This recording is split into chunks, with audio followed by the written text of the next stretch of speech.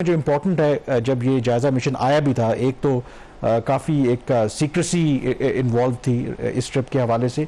दूसरा, गवर्नमेंट ने भी कोई इस ख्वाहिश का इजहार नहीं किया था, या बहुत ज़्यादा वो ऑप्टिमिस्टिक भी नहीं लग रहे थे। ना आईएमएफ की तरफ से कोई क्लैरिटी थी कि ये जब दौरा ख़त्म होगा तो कंक्लूड होगा एक स्टाफ लेवल एग्रीमेंट के हवाले से, और वैसे ही हुआ। उन्होंने कहा कि सिग्निफिकेंट प्रोग्रेस तो हुई है, बट स्टाफ लेवल एग्रीमेंट अभी नहीं हुआ। तो ये एज पर एक्सपेक्टेशन है या दिस इज अनयूजुअल? देखिए, आईएमएफ के स्टाफ का पाकिस्तान से बगैर मुआहदा किए वो वापस जाना तो गैर मामूली बात नहीं है। गैर मामूली बात जो है वो एक जो एलामिया जारी हुआ उसके अंदर एक तलवार जो है वो पाकिस्तान के ऊपर लटका दी गई है, वो गैर मामूली बात है जिसका भी हम जिक्र करेंगे। क्या ये एक्सपेक्टेशन थी कि मिशन के एंड के ऊपर स्टाफ लेवल एग्रीमेंट हो जाएगा? हमने खुद अपने प्रोग्राम में बता दिया था कि इस दफ़ा जो आईएमएफ पाकिस्तान आया है वो फिशिंग मिशन के ऊपर आया हुआ है। आईएमएफ ये देखने आया है कि जो हुकूमत है उसकी कितनी सियासी ताकत है उसके पास कि वो मुश्किल तरीन जो फैसले करने हैं वो कर सके, और फिर जो इकदाम हुकूमत रिकमेंड कर रही है नया प्रोग्राम लेने के लिए, वो इकदाम क्या काफ़ी हैं या नाकाफ़ी हैं, ये सारी चीज़ें देखने के लिए आईएमएफ का जो मिशन था वो पाकिस्तान आया। आपने बिल्कुल ठीक कहा, हमने जैसे रिपोर्ट भी किया था कि जो मिशन था वो खामोशी से पाकिस्तान आया। 10 मई को मिशन पाकिस्तान आ चुका था, ऑल दो इसके जो मिशन चीफ थे वो 13 मई को पाकिस्तान आए थे, और जो 10 मई को इनके बाकायदा मुज़ाकरात हुए सरीना होटल के अंदर, और उसमें पहले ही दिन एक्सपेंडिचर के ऊपर और इसके अलावा आपकी जो है क्या नाम है उसका, एनर्जी सेक्टर के ऊपर, टैक्स महसूलात के ऊपर पहले दिन ही ब्रीफिंग्स हो गई थी। और इसको खुफिया रखने के लिए जो कि वो रख चुके थे, उसकी एक और उन्होंने अटैम्प्ट ये की कि अभी जो एलामिया जारी हुआ उसमें उन्होंने जो डेट्स दी हैं मिशन की वो 13 मई से लेके 23 मई तक की दी हुई हैं, जबकि मिशन पाकिस्तान जो है उसके जो पहला उसका बैच था वो 10 मई पाकिस्तान को आ चुका था, 9 मई की रात को आ गया था, और उनके मुज़ाकरात भी शुरू हो चुके थे। अब बात करते हैं कि जी इन्होंने तलवार कौन सी लटका दी है। जैसा मैंने पहले कहा कि मिशन का पाकिस्तान से बगैर मुआहदा किए बगैर वापस चले जाना कोई बड़ी बात नहीं है, होता रहता है। मुज़ाकरात कभी मुकम्मल हो जाते हैं कामयाबी से, कभी नहीं होते। जो एक नई चीज़ डाली है इन्होंने स्टेटमेंट के अंदर, चूंकि इंग्लिश में स्टेटमेंट है वो नाज़रीन के लिए पढ़ देते हैं, फिर उसके ऊपर डिस्कशन करते हैं। आमतौर पर होता यह है, जो प्रोसेस है कि जब एक स्टाफ लेवल एग्रीमेंट हो जाता है एक मुल्क के दरमियान और आईएमएफ के, तो उसके बाद फिर मैनेजमेंट की अप्रूवल से मामला जाता है आईएमएफ के बोर्ड को कि वो बाकायदा उसकी मंजूरी दे किसी भी कर्ज के प्रोग्राम की, या अगर प्रोग्राम पहले अप्रूव हुआ है तो उसकी जो अगली किस्त जारी करनी है उसकी मंजूरी दे। ताहम जो स्टेटमेंट आज सुबह ही आईएमएफ ने जारी किया मिशन की वापसी के बाद, वो बड़ी ही उसके अंदर एक अजीब सी एक शर्त लगा दी गई है।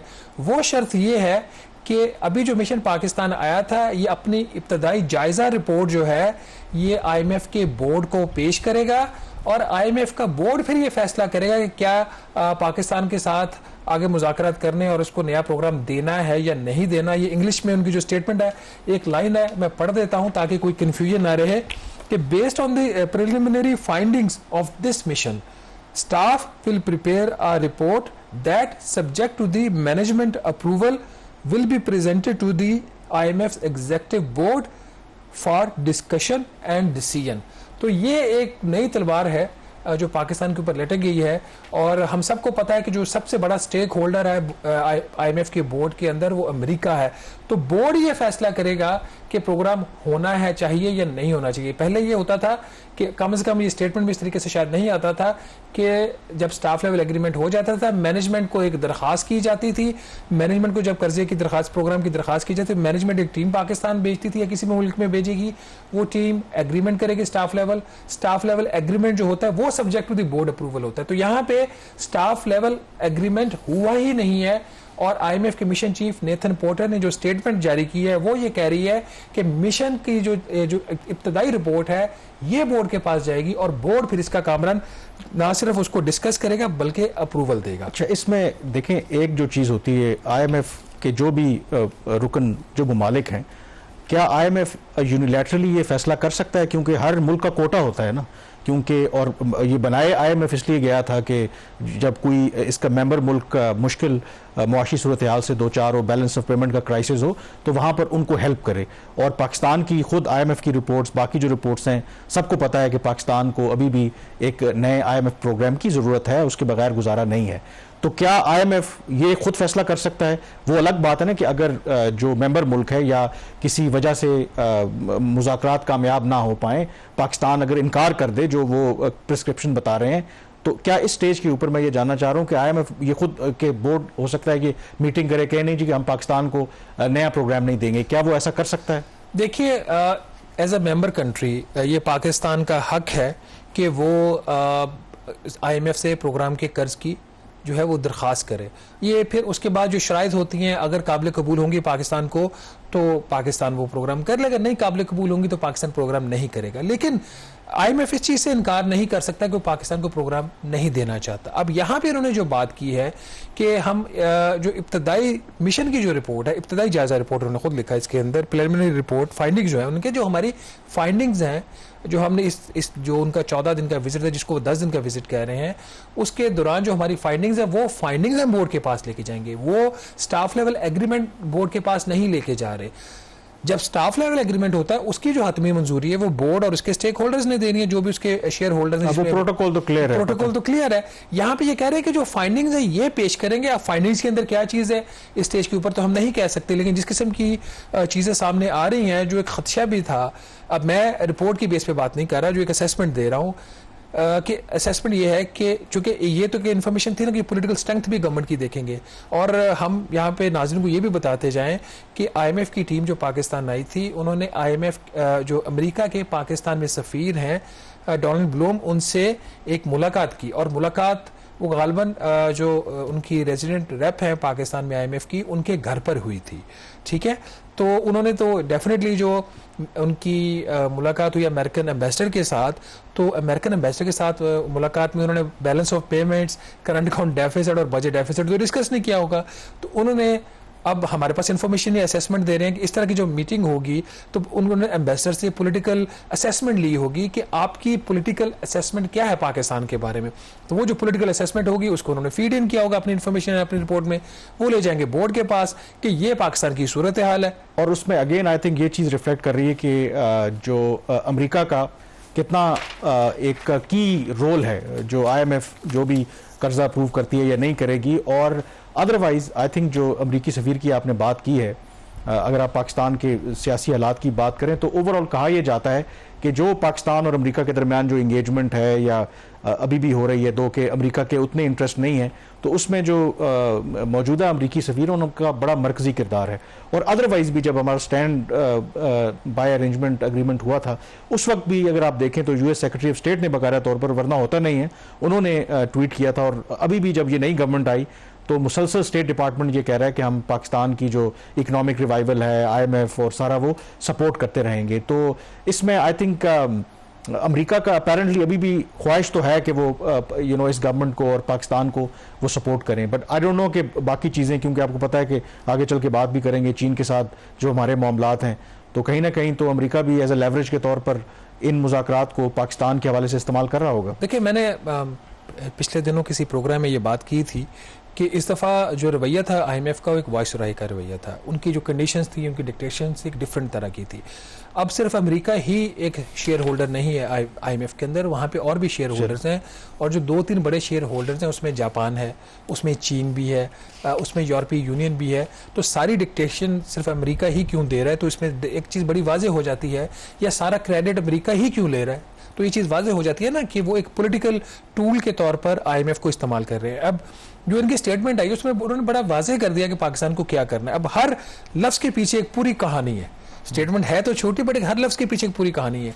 स्टार्ट उन्होंने स्टेटमेंट का बड़ा पॉजिटिव लिया है कि जो उनका दौरा था उसके दौरान उन्होंने सिग्निफिकेंट प्रोग्रेस हासिल की है इस चीज़ में कि स्टाफ लेवल मुआहिदा पाकिस्तान के साथ हो सकता है। किस काम के लिए? एक्सटेंडेड फंड फैसिलिटी के लिए।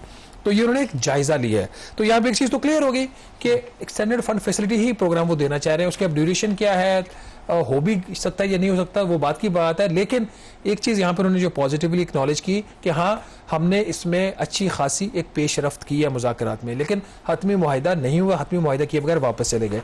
अब यहाँ पे 2-3 बड़ी जो एरियाज़ हैं जो उन्होंने पहले भी फोकस किया, अगर उसको एक एक करके डिस्कस कर लें। उन्होंने कहा जी पाकिस्तान इस वक्त इकोनॉमिक स्टेबलाइजेशन फेज़ में है, और इकोनॉमिक स्टेबलाइजेशन फेज़ से इसको ग्रोथ और एक सस्टेनेबल ग्रोथ की तरफ जाने के लिए इसको कुछ इकदाम कर रहे हैं, जिसमें सबसे बड़ा जो एरिया उन्होंने लिस्ट किया है वो है कि इन्होंने इनके जो पाकिस्तान की जो मुआशी सूरत हाल है, जो इनकी मालियाती सूरत हाल है, उसको मुस्तहकम करना है।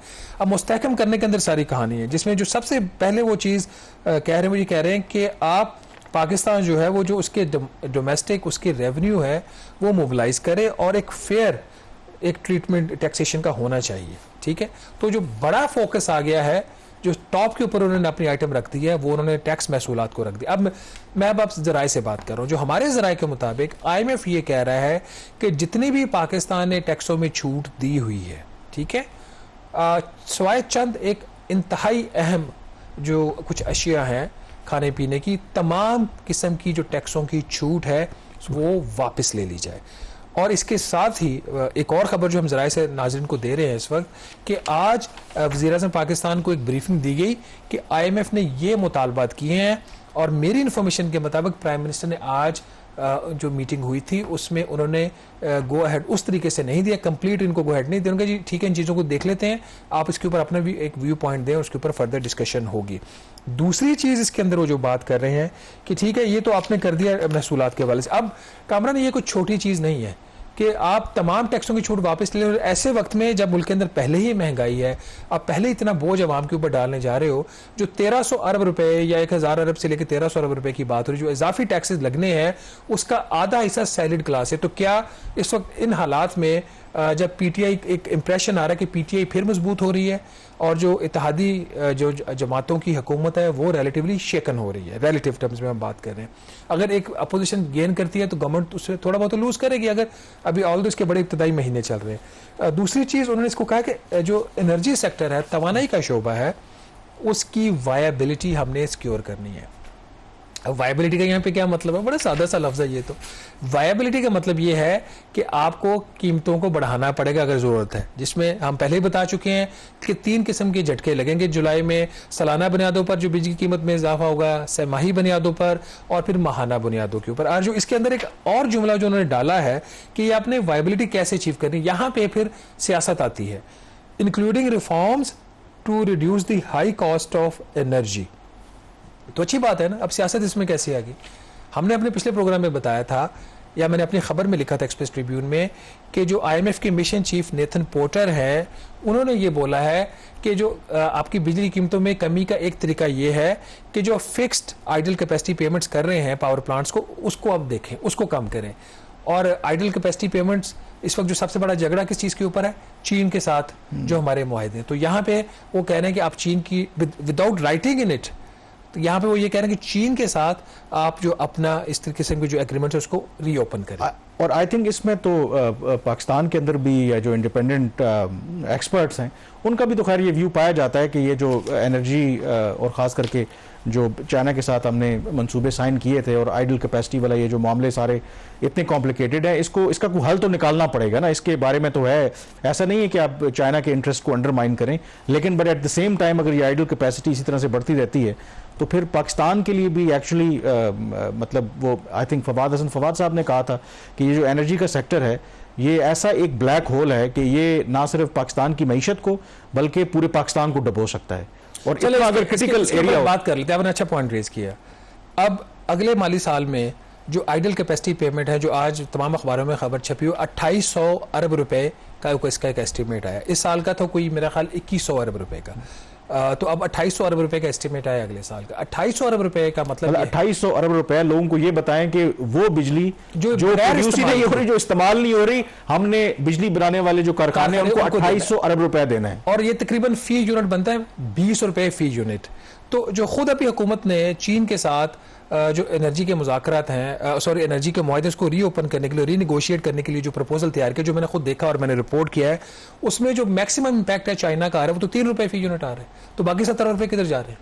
कभी किसी ने बाकी 17 रुपए की बात की है, उसमें हुकूमत के अपने पावर प्लांट्स हैं, चाहे वो न्यूक्लियर वाले हों चाहे LNG वाले हों, उसके ऊपर तो कोई बात नहीं कर रहा। तो 20 रुपए में से सिर्फ 3 रुपए के ऊपर ही क्यों फोकस है? 3 रुपए भी कीजिए और बाकी 17 पे भी। अब थोड़े से क्विक कर लेते हैं क्योंकि टाइम हमारे पास कम है। नाज़रीन देखिए, इसमें ओवरऑल तो जो IMF बात कहता है कि लगता है बड़ी अच्छी बात है, एनर्जी सेक्टर की वायबिलिटी की भी बात कर दी, टैक्स महसूलात में इजाफे की भी बात कर दी, बट जो असल चीज होती है इसकी डिटेल्स के अंदर होती है। जो अगली चीज वो कह रहे हैं कि पाकिस्तान ने जो महंगाई है इस पे काबू पाना है, इसको कम करना है। कैसे करना है? कि to bring the inflation to the stable level, वो कह रहे हैं कि by appropriate monetary and exchange rate policies. यहां पे वो क्या 2 लफ्जों में बता गए पाकिस्तान को कि जो आपने शरह सूद 22% पे रखी हुई है, इसको अप्रोप्रिएट ही रखिए, इसमें ज्यादा कमी करने का मत सोचिए। साथ ही एक्सचेंज रेट के ऊपर के हवाले से भी उन्होंने बात कर दी कि एक्सचेंज रेट के ऊपर भी आपको काम करना पड़ेगा। फिर उन्होंने स्टेट ओन एंटरप्राइजेस की प्राइवेटाइजेशन की भी बात की है, अच्छी बात है, इस पर तो कोई इनकार नहीं करेगा। बहरहाल जो बॉटम लाइन है इस विजिट के बाद, एक तो ये कि एक तलवार पाकिस्तान के ऊपर लटकेगी, दूसरा ये कि मुज़ाकरात में ठीक है कुछ पेशरफ्त हुई है, हतमी बात नहीं है। मजीद ये कि IMF ने कहा है कि आइंदा जो मुज़ाकरात होंगे वो वर्चुअली होंगे, दोनों साइड्स ऑनलाइन ये चीज़ें तय करेंगी और उसके बाद जो होगी वो प्रोग्रेस देखी जाएगी। ये स्टेटमेंट तो छोटी है, लेकिन इससे जो पेंडोरास बॉक्स खुलेगा वो वज़ीर-ए-आज़म पाकिस्तान शहबाज शरीफ साहब के सामने वो देखने वाली बात है, वो किस हद तक उसको समेट पाएंगे या नहीं। यहाँ पे एक छोटी सी ब्रेक लेंगे, ब्रेक के बाद वापस आएंगे तो बात करेंगे पाकिस्तान और चीन के ताल्लुकात की। क्या IMF के प्रोग्राम के होते हुए पाकिस्तान चीन के साथ अपने जो CPEC के हवाले से ताल्लुकात है उसमें कोई मजीद इजाफा कर सकता है, बेहतरी ला सकता है या नहीं? स्टे